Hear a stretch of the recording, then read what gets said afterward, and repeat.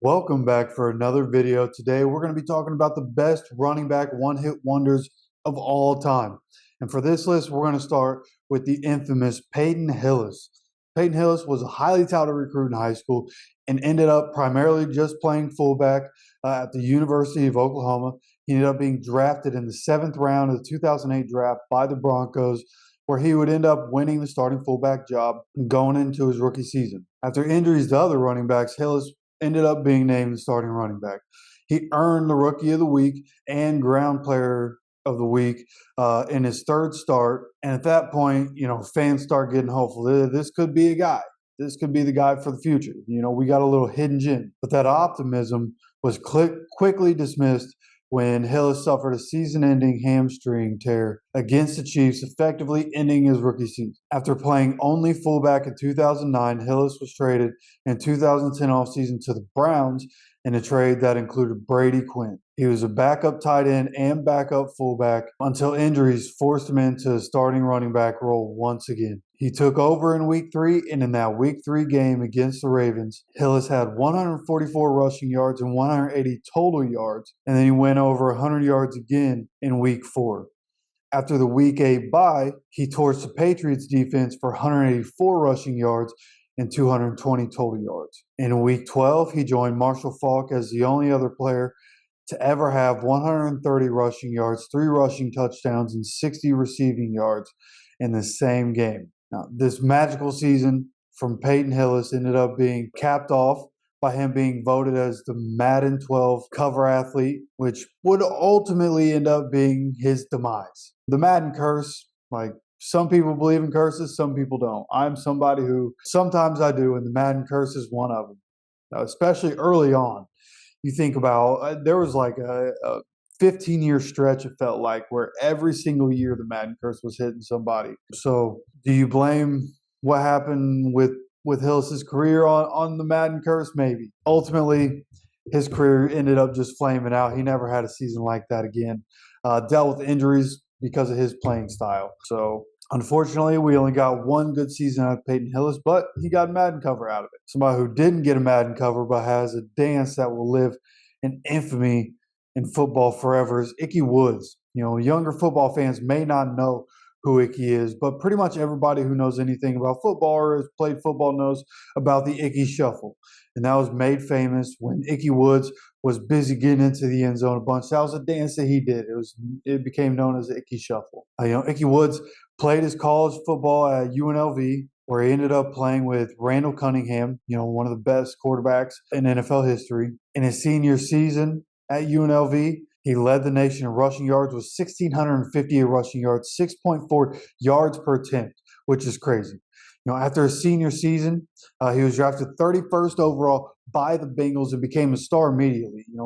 He rushed for more than 1,000 yards and a league-leading 5.3 yards per carry. As a rookie, he had 15 touchdowns, added 228 yards and 3 touchdowns in the playoffs, where the Bengals ended up getting to the Super Bowl, where they eventually lost to the 49ers because Cowboys and Niners were trading Super Bowls at that point. But they were able to get to Super Bowl in his rookie season, and he was a massive part of that. He was a big part of that team's success. But then the next season, he tears his ACL in week 2, and at that point, medical science wasn't what it is. ACLs were detrimental to people's careers at that point, and it was for Ickey Woods. His NFL career ended up only lasting 4 seasons, but his legacy will always live on because of Ickey Shuffle. Maybe a lesser-known guy coming up here, but somebody that I know. If you played fantasy football back in 2015, 2016, you probably know who this guy is. But definitely a lesser-known guy, Justin Forsett, who was always undervalued because of his size, but the numbers don't lie. He moved to Texas in high school, his junior year of high school, and his last 2 years of high school, he put up 5,000 yards and 60 touchdowns in those 2 years and won 2 state championships. He eventually ended up getting a scholarship to Cal after getting passed over by Notre Dame and some other high-profile schools, again, because of his size. Ended up getting a scholarship to Cal and was behind Marshawn Lynch until his senior year. But in his senior season, he put up 1,546 yards and 15 touchdowns while adding 200 yards as a receiver. Now, once he got to the NFL, he faced the same challenges. His size was a problem. He was drafted in the seventh round by the Seahawks. Got waived, came back, spent a couple years with the Seahawks, didn't do anything there, ends up spending some time with the Texans and Jaguars, nothing really going on there. Then Forsett was signed to the Ravens in 2014, where he was supposed to be the third string running back. But after the suspension and release of Ray Rice and injuries to Bernard Pierce, Forsett got an opportunity of a lifetime and took advantage. He ended up finishing that season with 1,266 rushing yards and 8 touchdowns, while adding 44 catches and 263 receiving yards. He ended up making the Pro Bowl as an alternate in 2014. So that one season, it felt like Justin Forsett was going to be a guy that we'd be talking about for a couple of years. He was near 30 at that point, but it felt like maybe he was going to be a guy. Maybe he had finally proven everybody wrong that even with his size, he could be a guy in the NFL. But he was never able to stay healthy for a full season after that, and ended up retiring in 2017 after bouncing around to different teams for a couple of years. Next up is another running back who's probably very, not known to a lot of football fans. It's going to be Lamont Jordan. Now, Lamont Jordan was a running back ahead of his time, standing at 5'10", but weighing 242 pounds. Okay, let me say that again, 5'10", 242 pounds. Imagine what this dude was built like. And you think about the physical makeup of this guy, he was a mismatch for any defender. DBs, he could run them over. People in the front seven, he could run by and run around them. He was a mismatch problem.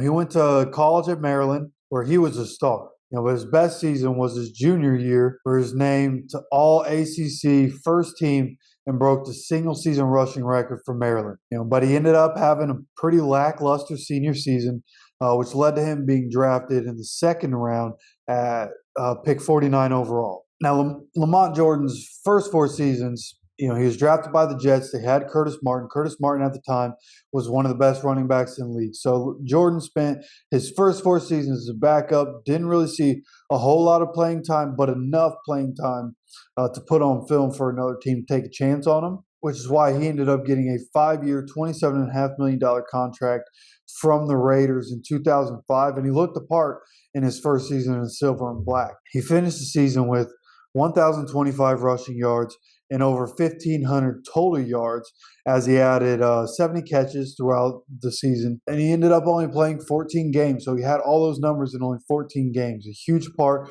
of what the Raiders were trying to do, a big part of anything their offense was able to do. You know what I mean? Like 1,500 yards from any player in the NFL is a really good season. 70 catches from any receiver in the NFL is a really good season, let alone a running back. So the versatility that he was able to show was incredible in that season. And then after he looked like a breakout player, he ended up tearing his MCL in November in the following season, and then injured his back in the 2007 season. He ended up being replaced by Justin Fargas in 2007. Justin Fargas kind of took that role and ran with it. And Lamont Jordan ended up, flaming out of the league after 2010. Now, the last running back we're going to talk about today is going to be one that a lot of people probably know. And that's going to be Jay Ajayi, who was actually stud in college. He went to Boise State. He was selected to the first team All Mountain West Conference in 2013 and 2014. In the latter season, he became the first Boise player to ever rush for 100-plus yards in 10 games during the same season. After being a star for a couple of years, Ajayi decided to forego his senior season and enter the NFL draft, where he ended up being drafted in the 5th round by the Dolphins in 2015. In his rookie year, he ended up breaking his ribs in the last game of the preseason and was inactive for pretty much the entire season. Most of the season he was a non-factor. Then in the 2016 season, that one started with Ajayi being inactive due to a feud with Adam Gase. But after Arian Foster got hurt and eventually retired during the season, again, retiring during the season, Ajayi was thrusted into a starting role and made the most of the opportunity. Week 6, he had 204 yards and 2 touchdowns, rushing yards, followed by, in week 7, 214 yards on the ground and 1 touchdown. Then you fast forward a little bit, in week 16, He once again rushed for over 200 yards against the Bills. That was the second time in that season that he rushed for over 200 yards against the Bills, and he became one of 4 players in NFL history to ever rush for 200 plus yards in 3 games during the same season. In 2017, the very next season, through week 8, Ajayi would be the only running back in the NFL with more than 100 carries and no touchdowns.